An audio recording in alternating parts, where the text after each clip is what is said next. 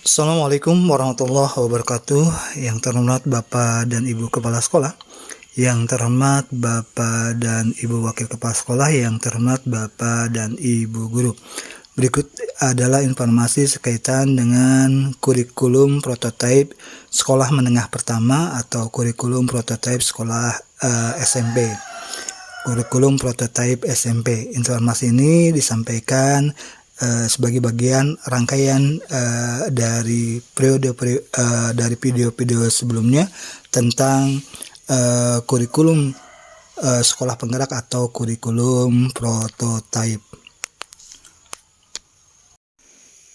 Sekaitan dengan kurikulum prototipe atau kurikulum sekolah penggerak ini, seperti sudah disampaikan sebelumnya, pemerintah berperan menyiapkan yang pertama sekaitan dengan profil pelajar Pancasila, yaitu kompetensi dan karakter yang tertuang dalam 6 dimensi, berfungsi sebagai penuntun arah yang memandu segala kebijakan dan pembaharuan dalam sistem pendidikan Indonesia, termasuk pembelajaran dan asesmen.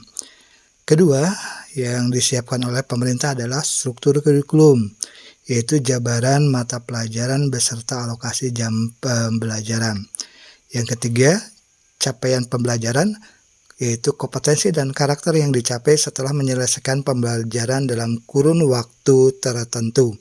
Keempat, prinsip pembelajaran dan asesmen, yaitu berfungsi sebagai nilai-nilai yang mendasari pelaksanaan pembelajaran dan asesmen. Nah, sekaitan dengan profil pelajar Pancasila sudah disampaikan pada video sebelumnya. Nah, pada video ini yang mau disampaikan adalah bagian tentang struktur kurikulum atau jabaran mata pelajaran beserta alokasi jam pembelajaran. Kurikulum prototipe atau kurikulum sekolah penggerak ini adalah kurikulum ini meneruskan proses peningkatan kualitas pembelajaran yang telah diinisiasi kurikulum sebelumnya. Kurikulum ini yaitu kurikulum yang berbasis kompetensi, pengetahuan, keterampilan, dan sikap dirangkaikan sebagai satu kesatuan proses yang berkelanjutan sehingga membangun kompetensi yang utuh, dan ini dinyatakan sebagai capaian pembelajaran atau CP. Kemudian pembelajarannya dalam kurikulum yang ini adalah pembelajaran yang fleksibel. Capaian atau CP disusun dalam fase-fase. Fasenya 2-3 tahun per fase, sehingga peserta didik memiliki kesempatan untuk belajar sesuai dengan tingkat pencapaian TARL atau Teaching at the Right Level, kebutuhan, kecepatan, dan gaya belajarnya. Muatan atau konten dikurangi agar peserta didik memiliki waktu yang memadai untuk menguasai kompetensi yang ditargetkan. Kemudian sekaitan dengan kurikulum ini, karakter Pancasilanya atau karakter Pancasila, sinergi antara kegiatan pembelajaran rutin sehari-hari di kelas dengan kegiatan non-rutin atau proyek interdisipliner yang berorientasi pada pembentukan dan penguatan karakter berdasarkan kerangka profil pelajar Pancasila. Pada kurikulum sekolah penggerak atau kurikulum prototipe ini, kurikulum ini menguatkan praktik kurikulum berbasis konteks satuan pendidikan yang sudah diatur dalam kurikulum sebelumnya. Sekaitan dengan itu, struktur kurikulumnya, pemerintah menetapkan struktur kurikulum minimum dan satuan pendidikan dapat mengembangkan program dan kegiatan tambahan sesuai dengan visi misi dan sumber daya yang tersedia. Kemudian kurikulum ini otonomi, bahwa kurikulum memberikan kemerdekaan pada satuan pendidikan dan pendidik untuk merancang proses dan materi pembelajaran yang relevan dan kontekstual. Pemerintah menyediakan buku teks dan perangkat ajar untuk membantu guru yang membutuhkan panduan dalam merancang pembelajaran. Nah, kurikulum ini sederhana, perubahan yang seminimal mungkin, namun beberapa aspek berubah secara signifikan dari kurikulum sebelumnya. Tujuan arah perubahan, dan rancangannya jelas dan mudah dipahami sekolah dan pemangku kepentingan. Kemudian kurikulum ini juga adalah kurikulum yang gotong royong. Pengembangan kurikulum dan perangkat ajarnya dilakukan dengan melibatkan puluhan institusi termasuk Kementerian Agama, universitas, sekolah, dan lembaga pendidikan lainnya.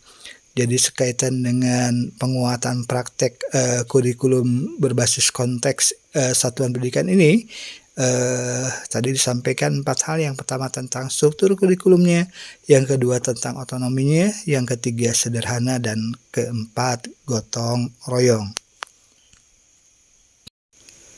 Pada kurikulum prototipe atau kurikulum sekolah penggerak ini adanya penguatan literasi dan numerasi yang membutuhkan pembelajaran yang efektif dan menyeluruh di semua mata pelajaran. Atau penguatan literasi dan numerasi ini membutuhkan pembelajaran yang efektif dan menyeluruh di semua mata pelajaran. Sekaitan dengan hal tersebut, literasi dan numerasi adalah kompetensi dasar yang akan diperkuat serta memperkuat kompetensi lain yang dibangun di semua mata pelajaran. Literasi dan numerasi adalah kompetensi dasar yang akan diperkuat serta memperkuat kompetensi lain yang dibangun di semua mata pelajaran. Contoh, kemampuan memahami informasi berupa teks yang dipadukan dengan grafik dibangun melalui beberapa mata pelajaran. Oleh karena itu, tidak benar bahwa literasi dan numerasi hanya terkait dengan mapel bahasa Indonesia dan matematika.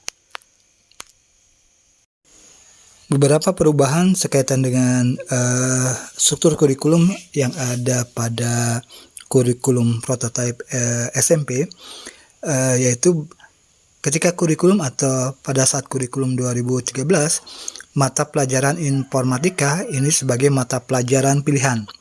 Pertimbangannya dijadikan sebagai mata pelajaran pilihan adalah pertimbangan ketersediaan guru. Nah, adapun pada kurikulum prototipe atau kurikulum sekolah penggerak, ini ada penyesuaian dengan perkembangan teknologi digital. Mata pelajaran informatika menjadi mata pelajaran wajib. Jadi penyesuaian dengan perkembangan teknologi digital, mata pelajaran informatika ini menjadi mata pelajaran wajib. Kemudian panduan untuk guru informatika disiapkan untuk membantu guru-guru pemula, sehingga guru mata pelajaran tidak harus berlatar belakang pendidikan informatika. Panduan untuk guru informatika disiapkan untuk membantu guru-guru pemula, sehingga guru mata pelajaran tidak harus berlatar belakang pendidikan informatika. Kemudian pembelajaran berbasis proyek untuk penguatan profil pelajar Pancasila dilakukan minimal 3 kali dalam 1 tahun. Alokasi waktu untuk mata pelajaran di sekolah menengah pertama atau di SMP dengan asumsi 1 tahun itu sama dengan 36 minggu, maka mata pelajarannya sebagai berikut. Dengan alokasi waktu juga sebagai berikut. Untuk pendidikan agama Islam dan budi pekerti, alokasi waktu per tahunnya 108 jam pembelajaran. Kemudian per minggunya 3 jam. Nah, ketika misalnya kurikulum 2013 pendidikan agama Islam dan budi pekerti ini, alokasi per tahunnya 108 jam, kemudian per minggunya 3 jam pembelajaran. Nah, di kurikulum prototipe atau di kurikulum sekolah penggerak, alokasi waktunya untuk kegiatan reguler atau mingguan atau per tahun di situ alokasi waktunya 72 jam per tahun atau 2 jam pembelajaran per minggu. Kemudian untuk proyeknya, yaitu proyek ini minimal 20% dari total per tahun, yaitu untuk pendidikan agama Islam dan budi pekerti.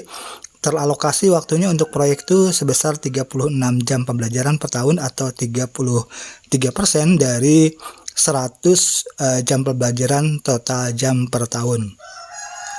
Begitupun untuk mata pelajaran pendidikan agama Kristen dan budi pekerti, pendidikan agama Katolik dan budi pekerti, pendidikan agama Buddha dan budi pekerti, pendidikan agama Hindu dan budi pekerti, pendidikan agama Konghucu dan budi pekerti, Pendidikan kepercayaan terhadap Tuhan Yang Maha Esa dan budi pekerti. Di situ alokasi waktunya ketika kurikulum 13 per tahunnya 108 jam pembelajaran. Kemudian per minggunya 3 jam pembelajaran. Pada kurikulum sekolah penggerak atau kurikulum prototype, alokasi untuk kegiatan reguler atau mingguan dalam 1 tahun itu teralokasi 72 jam pembelajaran per tahun dan 2 jam pembelajaran per minggu.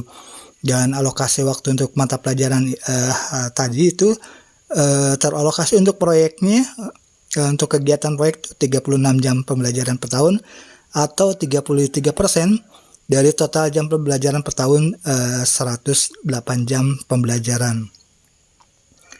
Untuk mata pelajaran PPKN, ketika di kurikulum 2013 ini alokasi jam pembelajaran per tahunnya 108 jam pembelajaran, kemudian per minggunya 3 jam pembelajaran.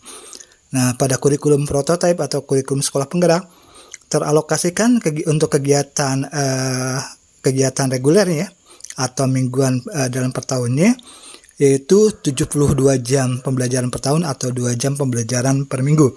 Dan alokasi untuk mata pelajaran PPKN ini teralokasi untuk kegiatan proyek profil pelajar Pancasila yaitu 36 jam per tahun atau 33% dari total jam per tahun mata pelajaran PPKN 108 jam pembelajaran. Untuk mata pelajaran bahasa Indonesia, ketika kurikulum 2013 teralokasi waktu per tahunnya 216 jam pembelajaran, kemudian per minggunya 6 jam pembelajaran. Nah, di kurikulum sekolah penggerak ini telah alokasi waktu per tahunnya untuk kegiatan reguler atau mingguan dalam 1 tahun itu 170 jam pembelajaran per tahun atau 5 jam pembelajaran per minggu. Dan teralokasi untuk proyeknya adalah 46 jam pembelajaran per tahun atau 21% dari total jam pembelajaran bahasa Indonesia sebanyak 216 jam pembelajaran. Untuk mata pelajaran matematika, pada kurikulum 2013 teralokasi waktu per tahunnya 180 jam pembelajaran dan per minggunya 5 jam pembelajaran. Pada kurikulum sekolah penggerak atau kurikulum prototype untuk matematika ini teralokasi waktu untuk kegiatan regulernya atau mingguan per tahunnya itu 144 jam pembelajaran dan untuk per minggunya 4 jam pembelajaran.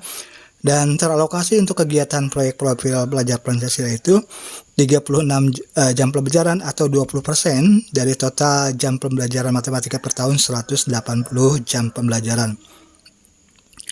Untuk mata pelajaran IPA ketika kurikulum 2013 ini 180 jam pembelajaran per tahun dan 5 jam pembelajaran per minggu. Dan untuk kurikulum sekolah penggerak atau kurikulum prototype untuk mata pelajaran IPA ini jam pembelajaran per tahunnya 144 jam per tahun atau 4 jam per minggu.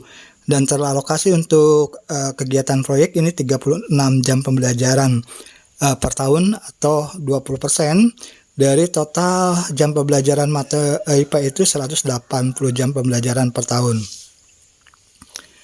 Untuk IPS teralokasi ketika kurikulum 2013 144 jam pembelajaran per tahun dan 4 jam pembelajaran per minggu.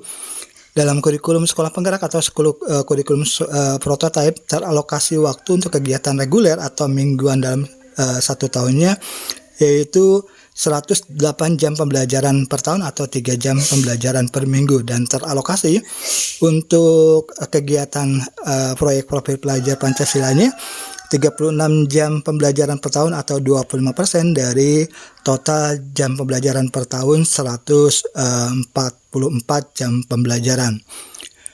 Untuk mata pelajaran bahasa Inggris pada kurikulum 2013 per tahunnya ini 144 jam pembelajaran dan per minggunya 4 jam pembelajaran.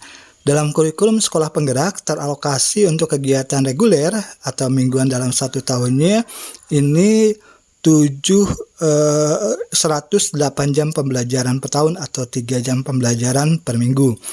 Dan teralokasi untuk proyeknya per tahun 36 jam pembelajaran atau 25% dari total jam pembelajaran 1 tahun untuk mata pelajaran bahasa Inggris yaitu 144 jam per tahun. Untuk mata pelajaran PJOK atau Pendidikan Jasmani Olahraga dan Kesehatan di kurikulum 2013 teralokasi per tahunnya 108 jam pembelajaran atau per minggunya 3 jam pembelajaran.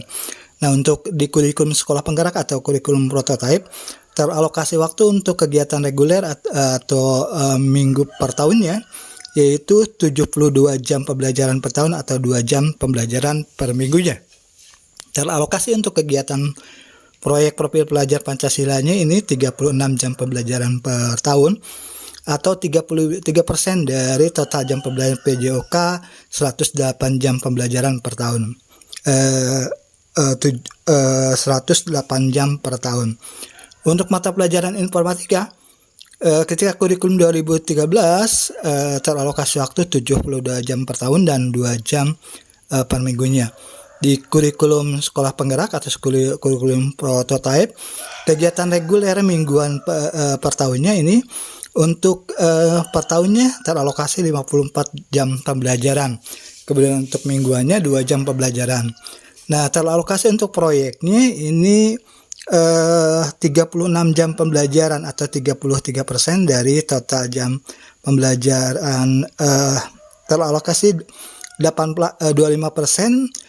Untuk mata pelajaran informatika ini teralokasi untuk kegiatan proyeknya 25% dari total jam pembelajaran 72 jam pembelajaran. Jadi untuk mata pelajaran informatika ini dalam kurikulum sekolah penggerak ini teralokasi untuk kegiatan regulernya 54 jam pembelajaran per tahun, 2 jam pembelajaran per minggu, dan untuk proyeknya teralokasi 18 jam pembelajaran per tahun atau 25% dari total jam pembelajaran per tahun 72 jam pembelajaran. Untuk mata pelajaran pilihan minimal 1, ini pilihan minimal 1 dengan pilihan A seni musik, B seni rupa, C seni teater, D seni tari, E prakarya dengan pilihan prakaryanya adalah kerajinan, rekayasa budidaya dan pengolahan. Teralokasi di kurikulum 2013 itu 108 jam pembelajaran per tahun dan 3 jam pembelajaran per minggu. Untuk kurikulum sekolah penggerak, kegiatan regulernya atau mingguan per tahunnya teralokasi 72 jam pembelajaran per tahun dan 2 jam pembelajaran per minggu. Dan teralokasikan untuk kegiatan proyek profil pelajar Pancasila yaitu 36 jam pembelajaran per tahun atau 33% dari total jam pembelajaran pilihan minimal 1 itu 108 jam pembelajaran. Total alokasi waktu secara keseluruhan untuk alokasi waktu mata pelajaran di SMP ini ketika kurikulum 2013 itu 1368 jam pembelajaran. Dan untuk kurikulum sekolah penggerak ini teralokasi untuk jam pembelajaran per tahunnya 1008 jam pembelajaran per tahun atau 28 jam pembelajaran per minggu. Dan teralokasi untuk kegiatan proyeknya sebanyak 360 jam pembelajaran per tahun. Dan total keseluruhan ini sama dengan di kurikulum 2013 yaitu 1368 jam per tahun. Nah, kemudian yang perlu mendapatkan perhatian bahwa mata pelajaran prakarya menjadi salah satu pilihan, tidak hanya seni. Jadi prakarya, mata pelajaran prakarya menjadi salah satu pilihan, tidak hanya untuk mata pelajaran seni. Pertimbangannya, 1, untuk siswa yang tidak meneruskan ke SMA. Kedua, meminimalisir perubahan dari kurikulum 2013. Kemudian pembelajaran reguler tidak penuh 36 minggu dalam 1 tahun karena sebagian digunakan untuk memenuhi alokasi jam pembelajaran jam pembelajaran proyek profil pelajar Pancasila. Kemudian untuk mata pelajaran Bahasa Indonesia ini 34 minggu, kemudian untuk informatika 27 minggu